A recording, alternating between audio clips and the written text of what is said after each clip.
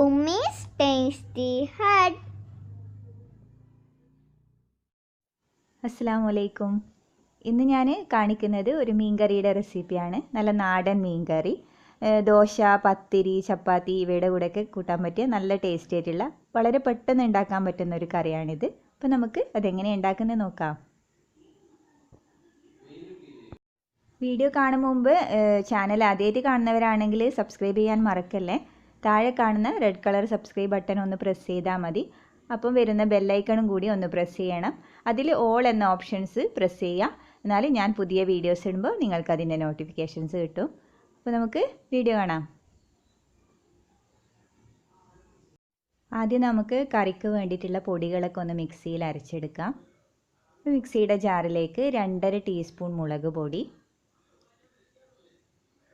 പിന്നെ 2.5 ടീസ്പൂൺ മല്ലിപ്പൊടി, 1/4 ടീസ്പൂൺ മഞ്ഞൾപ്പൊടി ഇവ ചേർത്ത് കുറച്ച് വെള്ളം ഒഴിച്ച് അരച്ചെടുക്കാം. വെള്ളം കുറച്ച് ഒഴിച്ച് കൊടുത്താൽ മതി.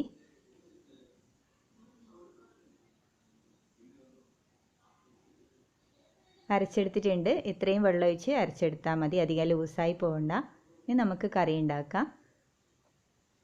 ഞാനിവിടെ കറി ഉണ്ടാക്കാൻ വേണ്ടിയിട്ട് ഒരു മൺചട്ടി അടുപ്പിൽ വെച്ചിട്ടുണ്ട്. ഇതിലേക്ക് വെളിച്ചെണ്ണ ഒഴിച്ച് കൊടുക്കാം. 2 ടീസ്പൂൺ വെളിച്ചെണ്ണ ഒഴിച്ച് കൊടുത്താൽ മതി.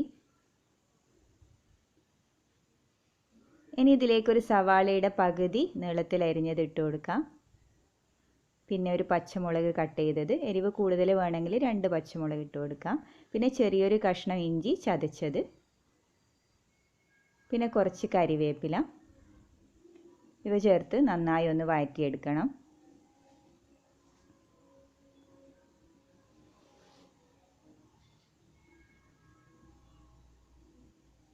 ഇവ വഴന്ന് കഴിഞ്ഞാൽ ഒരു തക്കാളി നീളത്തിൽ അരിഞ്ഞതും കൂടി ഇട്ട് നന്നായി ഒന്ന് വഴറ്റിയെടുക്കുക.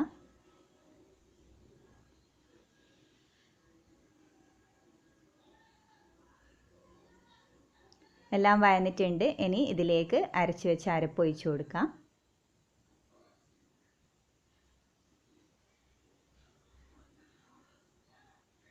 ആവശ്യത്തിന് ഉപ്പിട്ട് കൊടുക്കുക.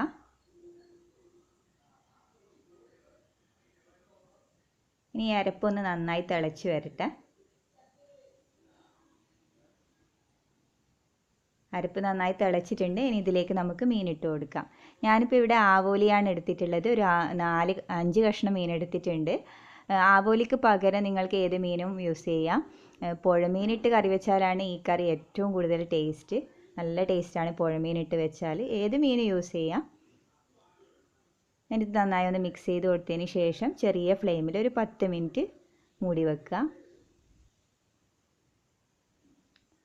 10 മിനിറ്റ് ആയിട്ടുണ്ട്. കറി നന്നായി ഒന്ന് കുറുകി വന്നിട്ടുണ്ട്.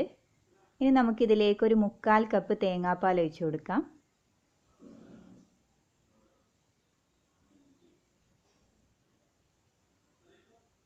നന്നായി ഒന്ന് മിക്സ് ചെയ്ത് കൊടുത്തതിന് ശേഷം ഒന്ന് തിളക്കുമ്പോൾ തന്നെ ഫ്ലെയിം ഓഫ് ചെയ്യുക. മൺചട്ടി ആകുമ്പോൾ ഒന്ന് തിളക്കുമ്പോൾ തന്നെ ഓഫ് ചെയ്ത് കൊടുക്കണം. ഇല്ലെങ്കിൽ നല്ലോണം തിളച്ചുകൊണ്ടിരിക്കും ഓഫ് ചെയ്താലും. ഇനി ഇതിലേക്ക് കുറച്ച് കരിവേപ്പിലയും കൂടി ഇട്ട് കൊടുക്കാം.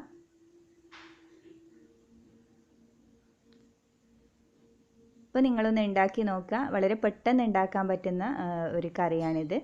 മൺചട്ടി ആകുമ്പോൾ ഇതുപോലെ തിളച്ചുകൊണ്ടിരിക്കും. അപ്പോൾ പെട്ടെന്ന് ഫ്ലെയിം ഓഫ് ചെയ്യണം. അപ്പോൾ എല്ലാവരും ഉണ്ടാക്കി നോക്കിയിട്ട് കമൻ്റ് അറിയിക്കാൻ മറക്കരുത്. പെട്ടെന്ന് ഉണ്ടാക്കാൻ പറ്റുന്ന മാത്രമല്ല നല്ല ടേസ്റ്റിയാണ് ഈ കറി. എല്ലാ അപ്പത്തിൻ്റെ കൂടെയും ചേരും. അപ്പോൾ എല്ലാവരും ഉണ്ടാക്കി നോക്കുക. നല്ലൊരു റെസിപ്പി വീഡിയോയുമായി നമുക്ക് വീണ്ടും കാണാം ഇൻഷാ അല്ലാ. Thank you.